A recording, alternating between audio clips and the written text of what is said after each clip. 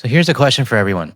Would you rather partner with a country and a company that actually values a win-win relationship, is open to real discussion and dialogue, and even shows that they're serious by sending over members of the royal family?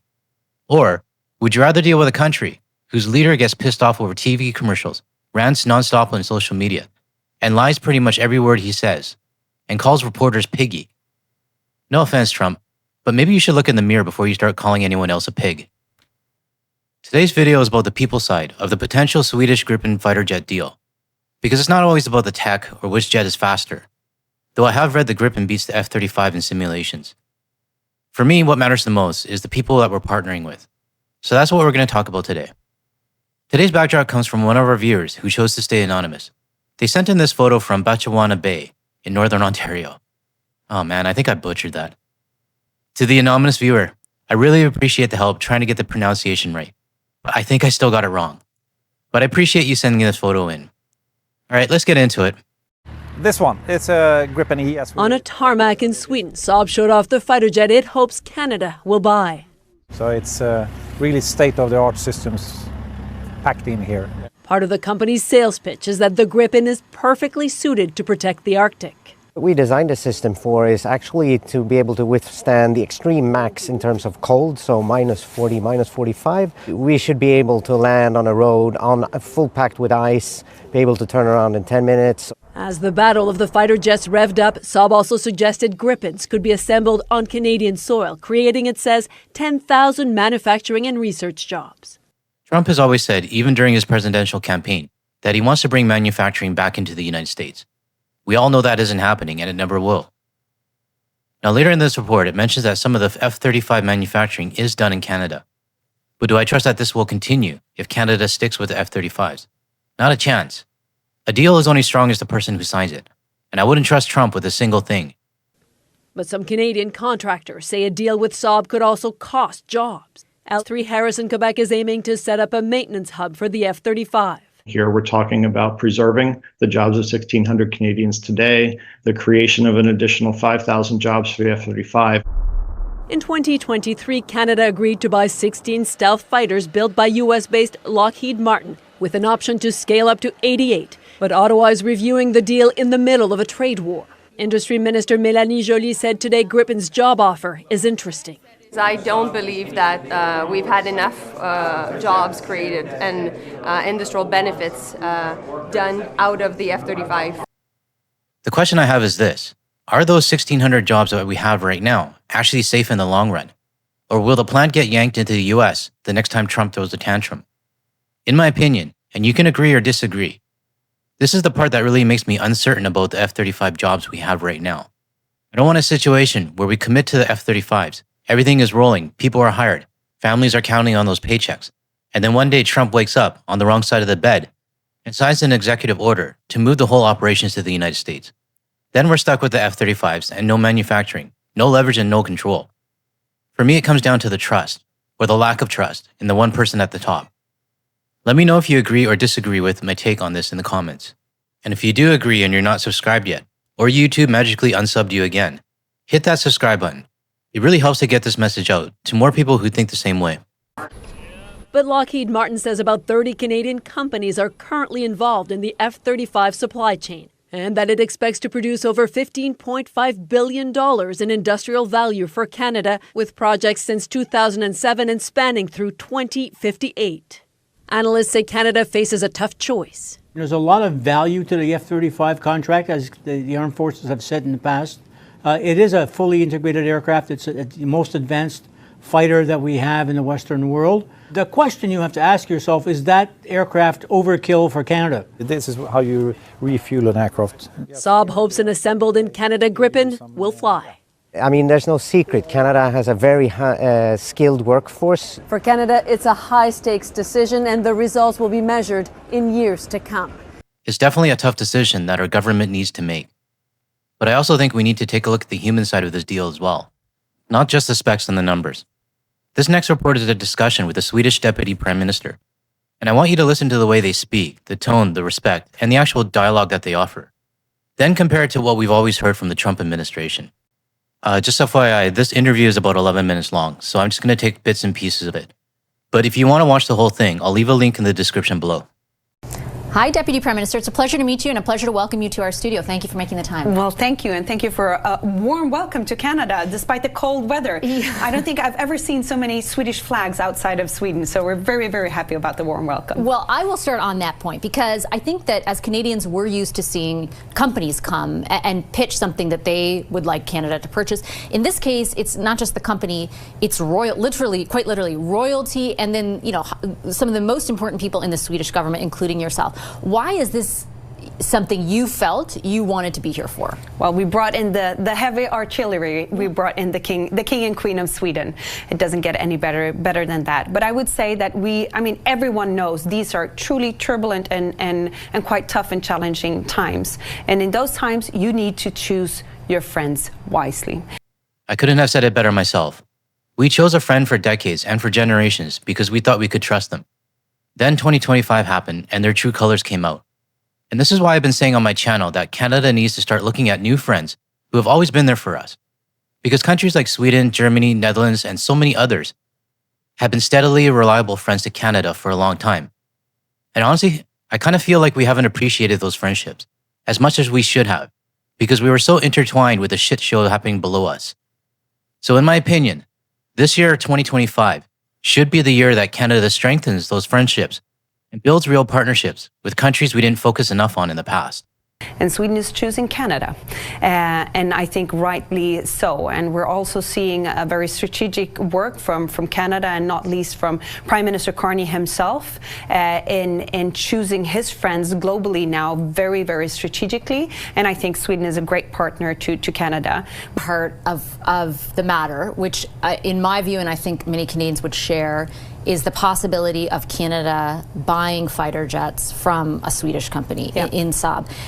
And I wanted to ask, right off the bat, if it will be possible, let's say Canada decides to go down that route. I mean, we have an order for 88 fighter jets from the United States, but 16 are coming. That means there's another, 70 plus that could be, that would fill our capability need. Is that a gap that Saab could fill? The short answer is yes. Sweden is open for business, and JAS Gripen is probably the best fighter jet in the world, and I think we are prepared to increase that production. And Prime Minister Carney has made it very clear, and me speaking to Minister Jolie as well, that would also then entail job opportunities here in Canada. This is something that Sweden has openly confirmed as part of the deal. And honestly, I see it mandatory for both jets. But personally, I trust that Sweden wouldn't pull the rug from under us in a few years. And I trust that the Swedish government isn't going to throw a temper tantrum online and blow up the relationship. Now, it does sound like we still need to commit to the 16 F-35s. They're already under contract, I think. So does that mean that we could keep some of the Canadian jobs for the F-35s while also creating new jobs for the Gripen? I don't know. I'm nowhere near qualified for that answer. Maybe this is something that Klaus Kellerman or House of L can dig into if they make another video on this topic. And when you talk about, and certainly the company has spoken about this very recently to my colleague who was over in Sweden, the possibility of creating Canadian jobs, that the federal government has almost made it a stipulation of whatever agreement goes forward. Can you expand on what you envision for that? Like for Canadians in particular who are watching tonight, wondering what this means for them, how would you answer that? No, to put it very, very bluntly, it would mean Canadian jobs in Canada. It would be a Swedish fighter jet, world class, but it would be a true partnership, and that is what we're saying now. We're friends, we're allies, we're true partners, and that is what we're working for with this strategic partnership that was signed between my Prime Minister Ulf Kristersson and Prime Minister Mark Carney today as well. So it would entail concrete job opportunities here. And I know in the one instance when it comes to the fighter jet, for example, the pitch is for a certain number of jobs, but we're reading reports now that there could be an additional pitch for a different type of aircraft, a surveillance one in the global eye.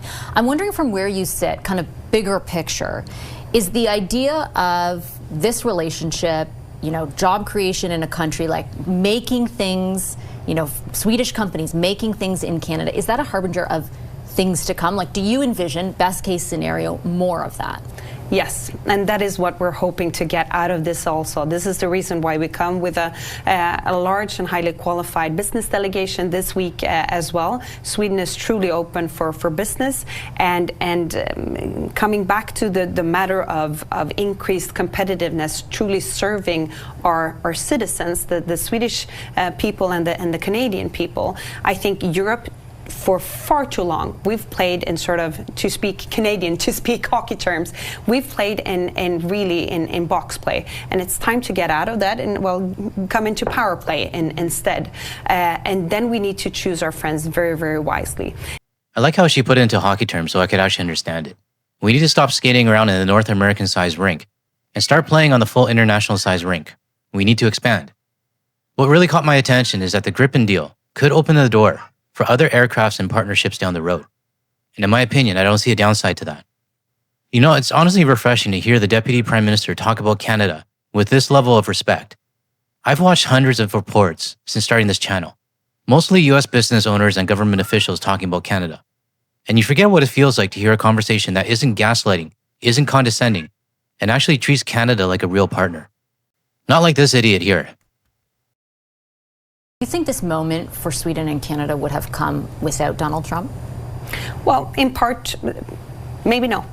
I mean, I was here, I'm coming back to Canada. I was here as minister in my current position just 2 years ago with Minister Champagne, looking into a lot of possible opportunities then. A lot of that has gone from words to action and is also the reason why we are here. But of course, I mean, we still see the US as our friends in Sweden, but they have come so much more unpredictable. And we are looking for partners that are not only transactional, like how can I profit for you, but rather how can we both profit from this. And this is also the message that Prime Minister Carney is sending throughout the world with all of the partnerships that he and the works that he's doing internationally.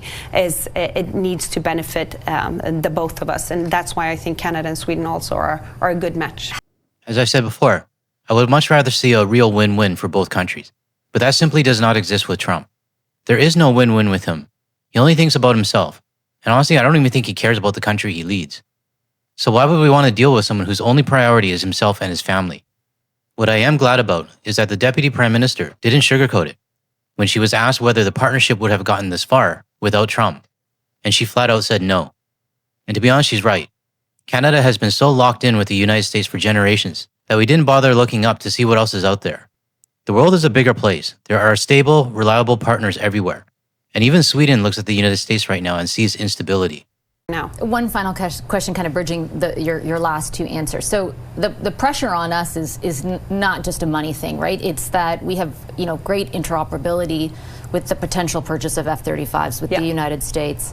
And particularly from a continental defense perspective, from a NORAD perspective, that is significant. I had the U.S. ambassador essentially say, like, NORAD could be up for discussion if Canada pulls out of this deal. And I say that only because I know you will be well aware of the sort of pressure we face in making this decision. And I'm wondering how, if you were in our shoes, you might navigate that. Well, I believe that the ones that cave under a pressure from a so-called friend that would actually cause true harm, then that part will also then show quite great weakness, and that weakness will be taken advantage of. And I say this as a country who have been a very close ally to the NATO, but that we're not full-on members.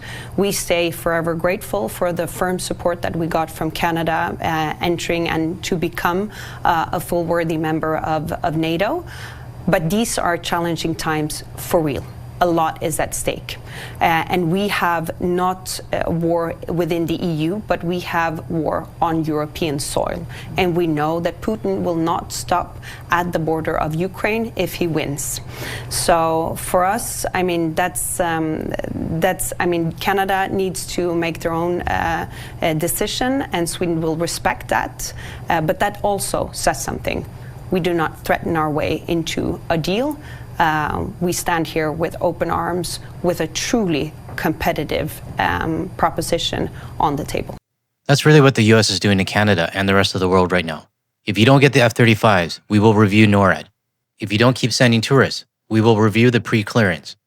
This isn't friendship. This isn't a partnership. It's a bully trying to get what he wants by threatening everyone around him. Now, trust me, I would love to tell the United States government to shove it and fuck right off. And I'm sure a lot of you feel the exact same way. And honestly, probably a lot of US citizens feel that way too. But the Deputy Prime Minister is right. We can't just knee-jerk our way into this. It has to be done strategically, especially when you're dealing with a full-grown man-child who throws tantrums every time he doesn't get his way. I trust Canada will make the right decision. It might make things a little bit more unstable between us and the United States, but in the long run, I honestly think it's a better move for us. Before I wrap up this video, I'm really happy to see that many of you have started contributing to the Guard the Leave subreddit. The whole point of it is to give everyone a place to post their links, articles, and have open, respectful discussions with the community here and with anyone who might stumble across my subreddit on Reddit. So I encourage everyone to check it out. And in the subreddit, I pinned some of the top links I personally use and follow. Okay, that's it for now. Hit the like and subscribe if you found value in this video, and I'll see you in the next one.